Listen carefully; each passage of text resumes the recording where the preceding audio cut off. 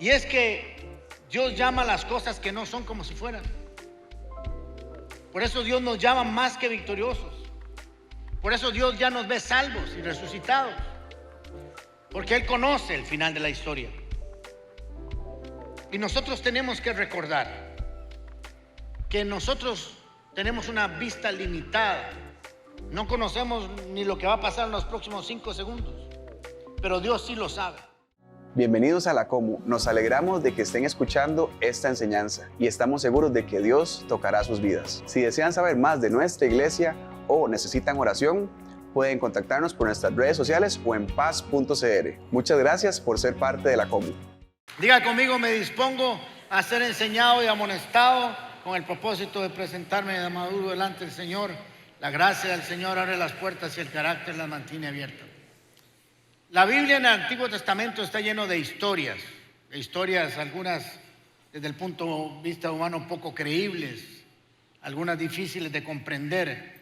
Pero el día que podamos leer esas historias, que para algunos son fábulas, que no tienen ninguna aplicación actual, el día que podamos leerlas y encontrar en ellas los principios eternos, básicos del cristianismo, nuestra forma de leerlas, de relacionarnos con el Dios que aparece ahí, va a cambiar definitivamente.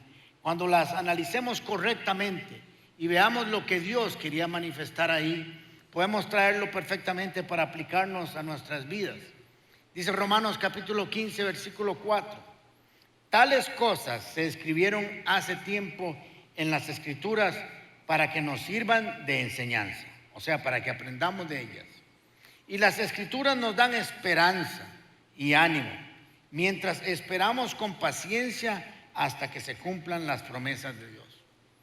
En las Escrituras no solamente encontramos el plan de Dios para salvación para la humanidad. En las Escrituras encontramos al Dios Todopoderoso.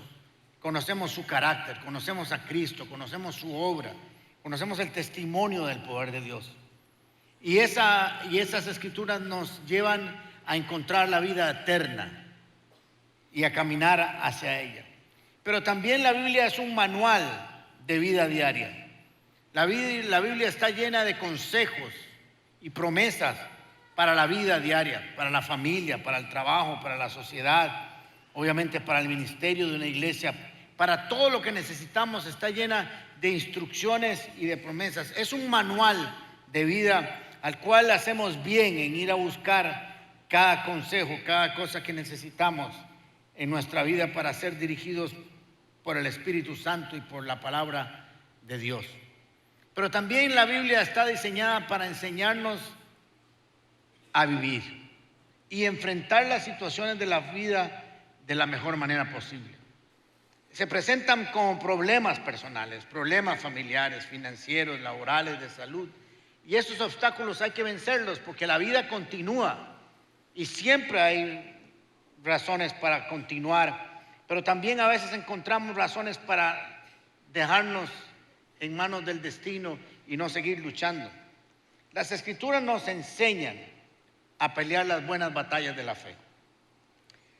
Y creo que hoy vamos a aprender de eso. La Biblia está llena de promesas, miles de promesas. Y generalmente cuando escuchamos promesas estamos pensando en dinero o en bendiciones materiales, pero la Biblia está llena de bendiciones espirituales, bendiciones de paz para nuestra vida, bendiciones de restauración, bendiciones para el ministerio, bendiciones para la familia. Está llena de bendiciones, pero cada una de ellas hay que alcanzarla a la manera de Dios, a como Dios ha establecido que las encontramos y que lleguemos hasta ellas. Hay muros que se han levantado por el enemigo para que nunca salgamos del desierto, pero hay otros muros que nosotros hemos levantado en nuestras vidas con odio, con rencor, con vicios, con pecado, etcétera, etcétera, etcétera. Así que necesitamos ir a las Escrituras para comprender cómo quiere Dios que enfrentemos la vida tomados de su mano. Cuando leemos estas historias del Antiguo Testamento, tenemos que hacerle algunas preguntas al texto. ¿Qué tiene que ver esa historia conmigo hoy? ¿Qué es aplicable a mi vida en este momento? ¿Qué veo de mí y mis retos en esa historia? ¿Cómo enfrentaron ellos el problema y cómo puedo hacerlo yo? ¿Qué estrategia y cuáles armas utilizaron para ganar y sobrepasar esos obstáculos y esas murallas? ¿Qué hicieron mal para no repetirlo? ¿Y qué hicieron bien para ponerlo en acción? 2 Corintios capítulo 10, versículo 3 dice: pues aunque vivimos en este mundo, no libramos batallas como lo hace el mundo. Las armas con que luchamos no son de este mundo, sino que tienen el poder divino para derribar fortalezas. Y eso vamos a aprender hoy.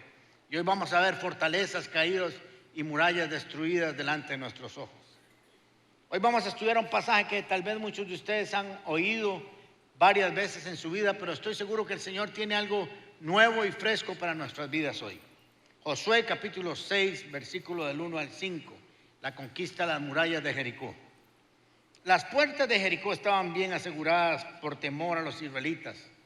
Nadie podía salir ni entrar. Pero el Señor dijo a Josué: he entregado en tus manos a Jericó, a su rey, con sus guerreros. Tú y tus soldados marcharán una vez alrededor de la ciudad. Así lo harán durante 6 días. 7 días, 7 sacerdotes llevarán las trompetas y marcharán al frente del arca. El 7º día ustedes marcharán 7 veces alrededor de la ciudad cuando los sacerdotes toquen las trompetas. Cuando todos escuchen el toque de la trompeta, el pueblo gritará en voz de cuello, o sea, va a gritar con ganas, como si la selección hubiera metido un gol este jueves. Entonces los muros de la ciudad se derrumbarán y cada uno entrará sin impedimento. Vamos a tener que hacer una ubicación para comprender todo lo que está pasando. Israel, ya saben, ha pasado 40 años dando vueltas en el desierto. Israel era especialista en dar vueltas. Tenía 40 años de dar vueltas.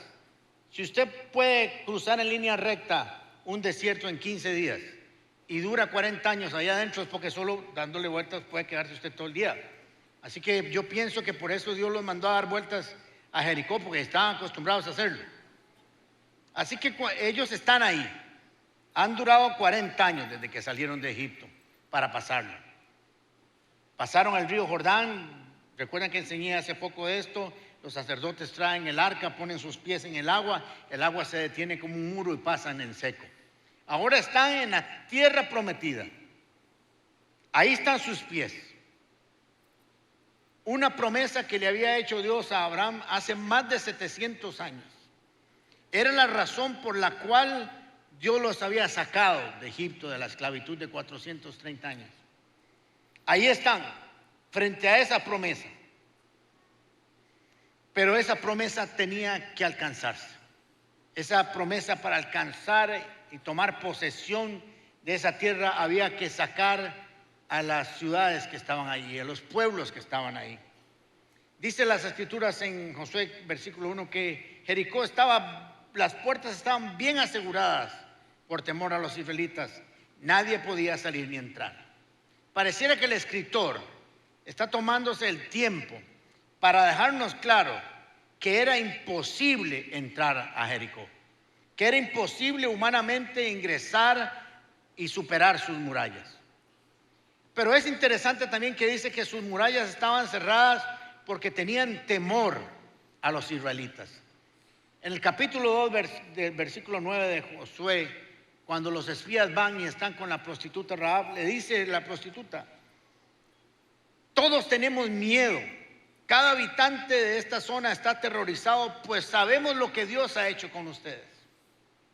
Yo quiero decirles a ustedes hoy que nosotros no tememos al enemigo. Nosotros no le tenemos miedo al diablo. Es el diablo el que nos tiene que tener miedo a nosotros. Es él el que sabe quién camina y con quién vamos nosotros por el camino de la vida. Y ahí dice que estaban aterrorizados por lo que Dios había hecho con ellos. Estaban completamente cerradas. Las murallas, entonces, humanamente era imposible superarlas. No había tecnología humana ni recursos humanos para superarlas. Tenían un muro y un contramuro, tenían 2 murallas. de 6 metros de alto. Una tenía 3 metros de ancho. Hacían carreras de carruajes en la parte de arriba. Así que cuando usted ve esas murallas, cuando Israel las vio, cuando Josué las vio, parecían insuperables. No había una fórmula humana para poder ver esa ciudad conquistada. El pueblo de Jericó tenía su único recurso, su única esperanza estaba en que ellos no pudieran pasar las murallas. Y cerraron las puertas, el rey cerró las puertas. Lo que pasa es que se le olvidó a ese rey que el único que dice que cuando él cierra una puerta nadie la abre es nuestro Dios. Se le olvidó que el Dios Todopoderoso que dice que cuando él abre nadie la cierra es el que estaba con el pueblo de Israel. Su confianza estaba en su obra humana, en su estructura humana, pero la esperanza de Israel estaba en que Dios los había mandado a conquistar y había prometido estar con ellos hasta el final. Algo que me llama mucho la atención de la metodología de Dios, y se los he dicho anteriormente, es que Dios es especialista en hacer las cosas fáciles, difíciles. Porque hay cosas que parecen muy sencillas de hacerse, pero Dios las complica para que nosotros podamos ver su poder y su gloria. Josué viene de asumir el liderazgo de Moisés. Así como estuve con Moisés, estaré contigo, José. Vas a ir a tomar la tierra prometida. Vas a ir a conquistarla. Pero te tengo una buena y una mala. La primera muralla, el primer enemigo que vas a enfrentar es el más grande que hay en todo Canaán. Si a mí me hubiera pedido consejo, Josué, yo le hubiera dicho, vea, Josué, empecemos chiquiticos. Agarremos al pueblo más chiquitito, que tenga una cerquita así de este tamaño, y le entramos y nos garantizamos la victoria. ¿Para qué nos vamos a arriesgar entrándole a esa mole? Puede ser que nos den por la pura madre. Así que mejor asegurémonos de que vamos a tener victoria.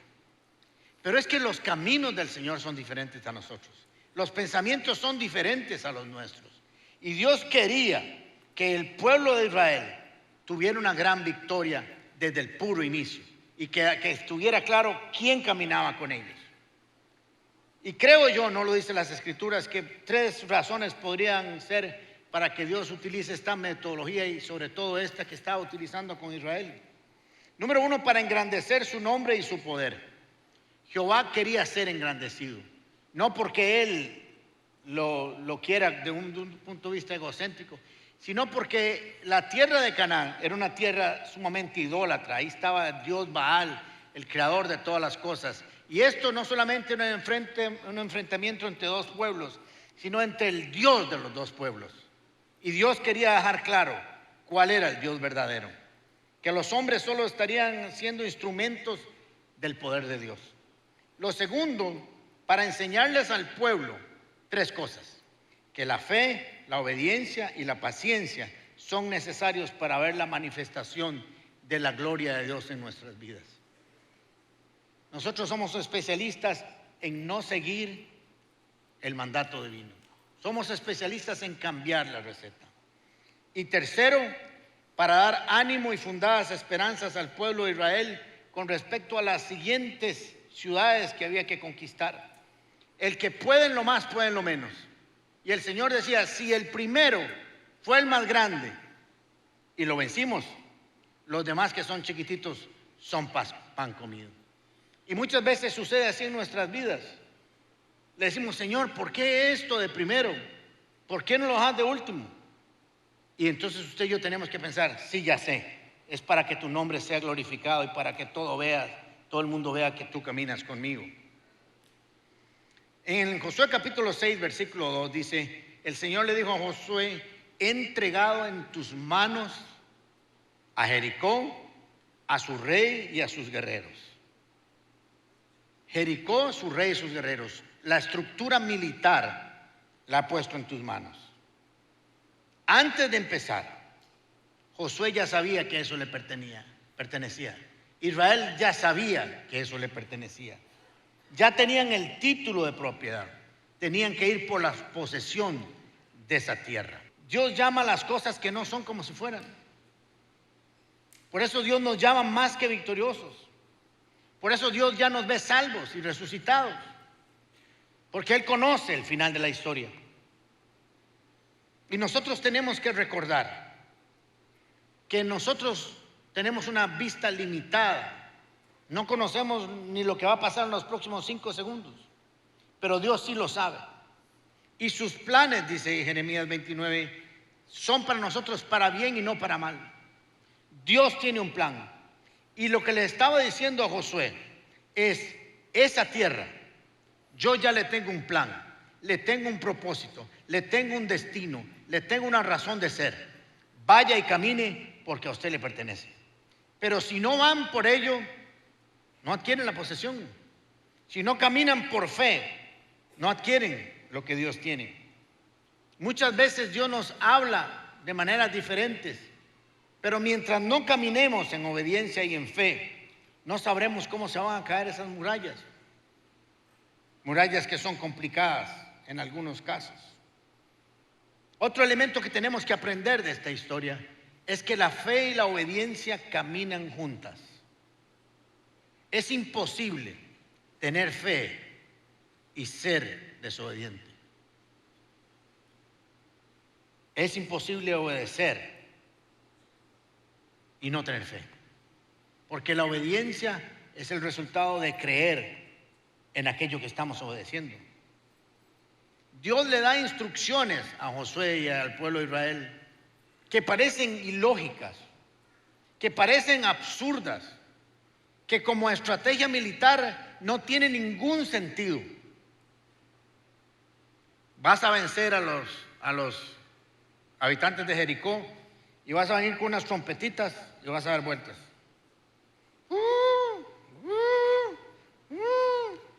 Y yo me imagino que los habitantes de Jericó se asomaban así por la ventana y decían, ahora sí se les jodió el coco a estos israelitas, se les quemó el cerebro en el desierto. Porque nosotros tenemos que entender que la estrategia celestial es totalmente diferente a nuestra estrategia. Aunque pertenecemos a este mundo, leímos en Corintios ahora, no peleamos con las armas de este mundo. Peleamos con armas espirituales que no tenemos mucho tiempo, que no tenemos por qué entenderlas siempre, y mucho menos las va a comprender el mundo, porque utilizamos armas como la oración, como la alabanza, como la lectura de la palabra. No vayas a la guerra, cualquiera que tengas que enfrentar, sin una estrategia y sin un consejo. Nuestra tendencia humana es que cuando nos enfrentamos con diferentes situaciones de la vida, nuestra tendencia es ir a buscar una solución humana, buscar ayuda humana, ver cómo lo solucionamos de una vez. Pero Proverbios capítulo 24, versículo 6 nos dice, la guerra se hace con buena estrategia y la victoria se alcanza con muchos consejos. Busca el consejo de Dios, busca la estrategia. Busca cómo hacerlo, pidiendo primero la dirección de Dios. Y si Dios va con nosotros, ¿quién contra nosotros? Pero tenemos que ir de la mano del Señor. Dios nos va a pedir cosas que no tienen sentido.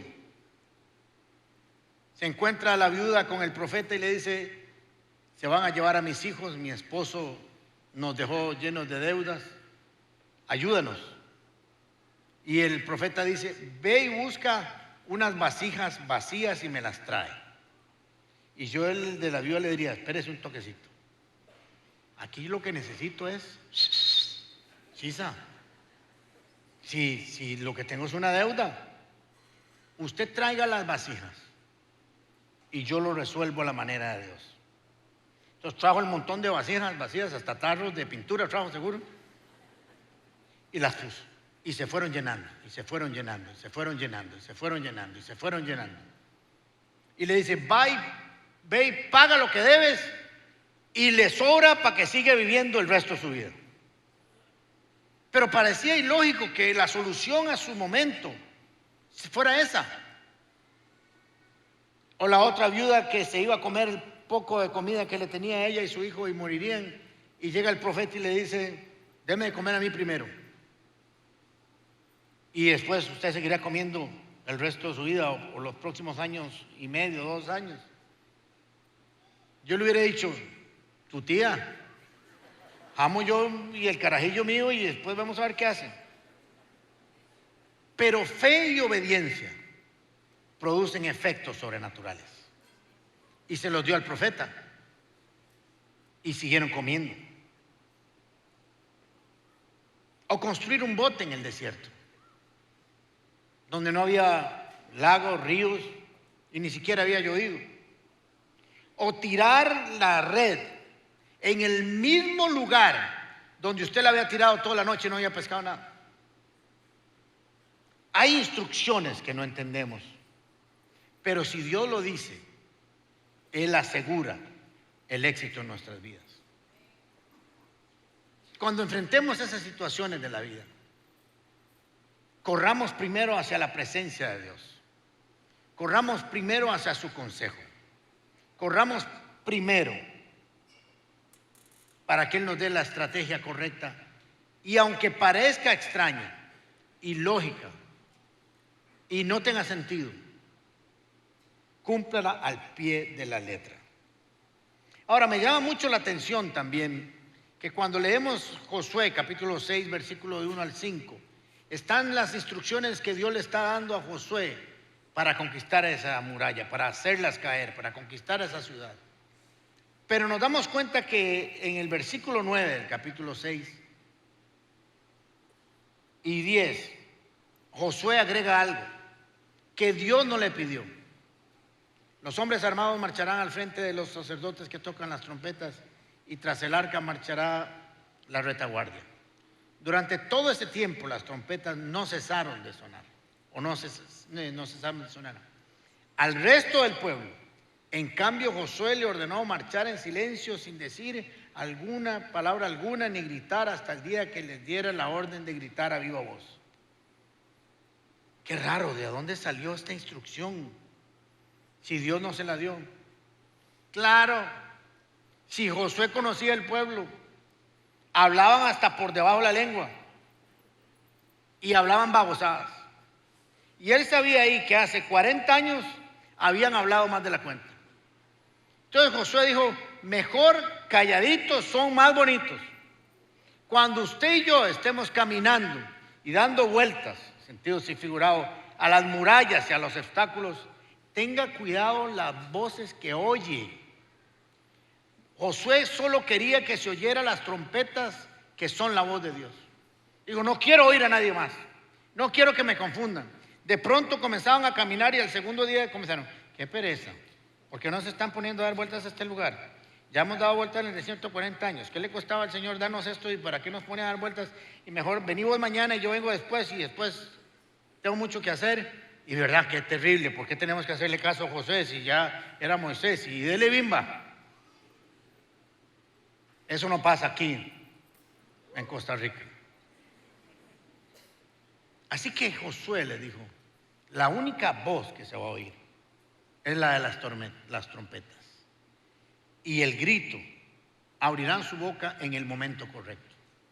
Cuando estamos en diferentes situaciones, tendemos a hablar mal, tendemos a quejarnos, tendemos a hacer juicios. Y Josué dice: háganlo callado y escuchen la voz de Dios. El otro elemento que tenemos que aprender es la persistencia en el proceso. Necesitamos fe para el inicio y fe para el proceso. 6 días darían una vuelta y en el 7º darían 7. Ahora, usted podría decir: ¿paciencia de qué? Ojalá mi prueba durara 6 días nada más. Pero es que hay que recordar que ellos están 40 años tarde. Es un poquillo. Y pudiera ser que al 3er o 4.º día se bajaran del bus y no quisieran. Necesitamos entender que mientras avanzamos a la conquista de esas murallas, tenemos que tener persistencia y paciencia. Unas pruebas Algunas vueltas durarán 6 días, otras años, pero si el Señor dio la promesa, se cumplirá en el tiempo perfecto y exacto que Dios lo determinó.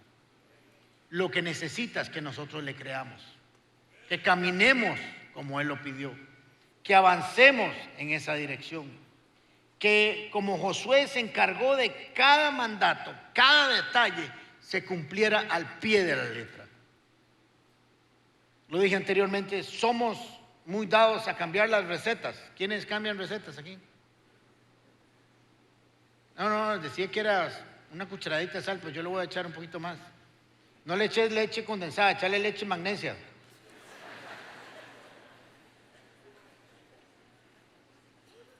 Y siempre andamos cambiando. Las rutas para el éxito en la Biblia están debidamente marcadas. Lo que pasa es que no nos gustan porque implica esfuerzo y valentía, como dice el Salmo 27, versículo 14. Espera con paciencia al Señor. Sé valiente y esforzado. Sí, espera al Señor con paciencia.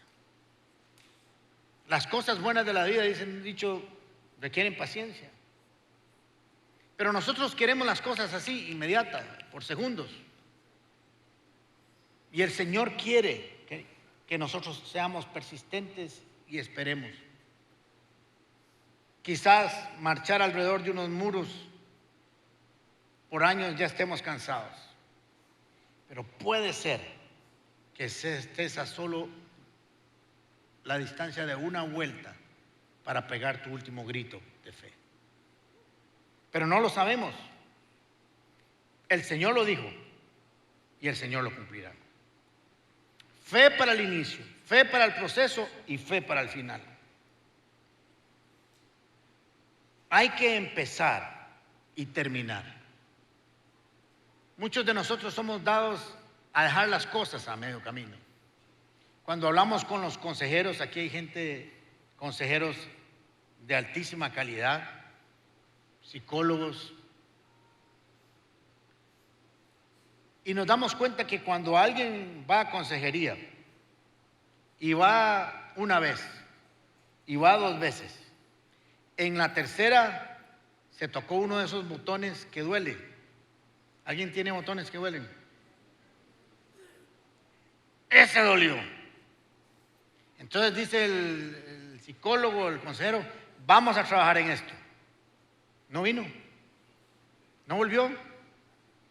Conocemos a mucha gente así, porque no queremos pagar el precio de nuestra sanidad.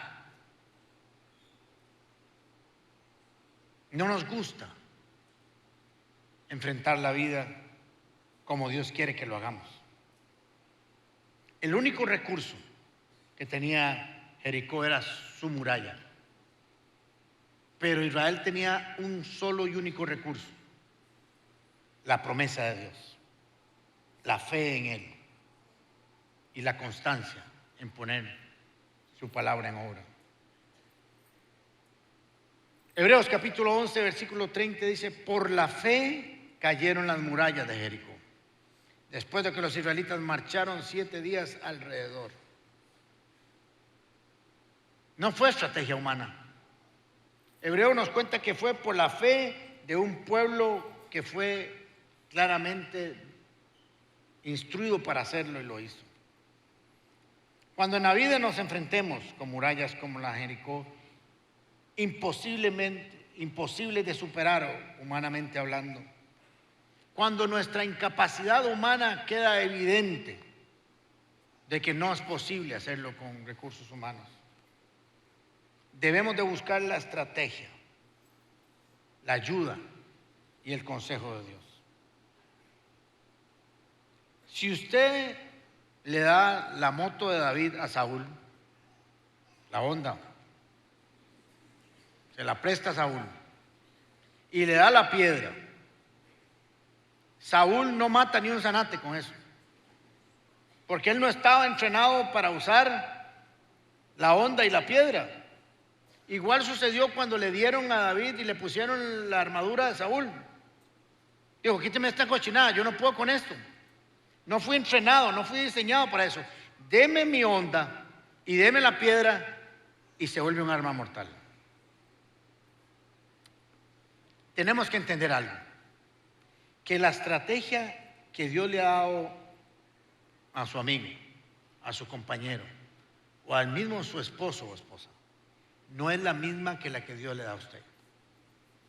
Cada uno de nosotros tiene una relación personal con Dios. Para cada uno hay una estrategia diferente. No copie la estrategia de otro, porque somos muy dados a copiar, a hacer machotes. Entonces alguien descubrió que si oraba así en la mañana y le funcionó, entonces va todo el barrio igual. Y entras a la iglesia y encontrás un montón así. ¿Y usted qué es esa cosa tan rara? No, es que así le funcionaba a fulano. Tenemos que buscar nuestra propia estrategia, nuestra propia relación con Dios. Tenemos que discernir y buscar en la presencia de Dios la dirección que necesitamos. El éxito de esta conquista y de su conquista y la mía no estuvo ni en las trompetas, ni en las vueltas, ni en los gritos. Está en que la presencia de Dios en el arca les garantizara la manifestación de su poder. Tenemos que asegurarnos que la presencia de Dios vaya con nosotros. Tenemos que asegurarnos de no ir solos. Tenemos que asegurarnos de que la presencia de Dios camine con nosotros. La estrategia central de esta conquista era la presencia de Dios.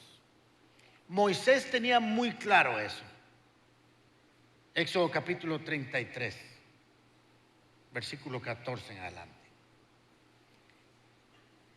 Jehová le había dicho a Moisés que él ya no iba más con el pueblo, que ya estaba harto, estaba cansado. Dios no se cansa, pero es una forma de decirlo. Y que solo iba a caminar con Moisés, nada más. Que los demás se quedaran de camino. Entonces Moisés, con ese corazón pastoral que tenía, qué lindo Moisés. Yo mismo iré contigo y te daré descanso, respondió el Señor. Se lo dijo a él. Pero dice lo siguiente, Moisés: o vas con todos nosotros, respondió Moisés, o mejor no nos hagas salir de aquí. Señor, no me moveré de aquí si tú no vas con nosotros. Si no vienes con nosotros, ¿cómo vamos a saber, tu pueblo y yo, que contamos con tu favor?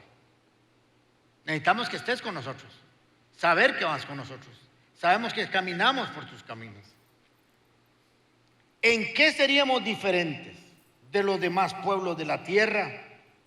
Está bien, haré lo que me pides, dijo el Señor a Moisés, pues cuentas con mi favor y te conozco por nombre. Qué hermoso pasaje. Tenemos que entender, y yo quiero que usted guarde eso en tu corazón, que la única diferencia entre los que están allá afuera, los que no conocen a Cristo y nosotros, es que la presencia de Dios camina con nosotros. Y si Dios contra nosotros, con nosotros, ¿quién contra nosotros? El poder más poderoso del universo sopla a nuestro favor y no a nuestra contra. El Señor nos quiere avanzando. Fuimos diseñados para ser conquistadores y no conquistados. Fuimos diseñados a ser cabeza y no cola.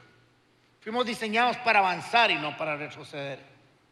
Pero tenemos que hacerlo de la mano del Señor.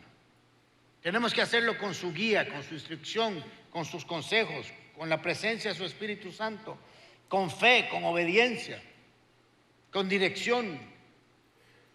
Debemos de tener fe para el inicio, para el proceso y para el final. Hoy te digo en el nombre de Jesús que toma la decisión de obedecer, no para salvación, sino para caminar en este mundo. La salvación es por fe, pero vivimos este mundo a través de la obediencia en la estrategia de Dios. Sigue haciendo las cosas que Dios te ha mandado a hacer, aunque parezcan ilógicas todavía. Aunque no te imagines ni siquiera cómo va a resolverse el asunto. Levanta tu voz a través de la oración, del clamor, todos los días, esperando que esas murallas se caigan no con tu esfuerzo humano, sino con la voluntad de Dios. Muchas gracias por acompañarnos. Toda la información la puedes encontrar en nuestro WhatsApp 8461-8461 y recordá, somos la Comu sos vos. Nos vemos la próxima semana.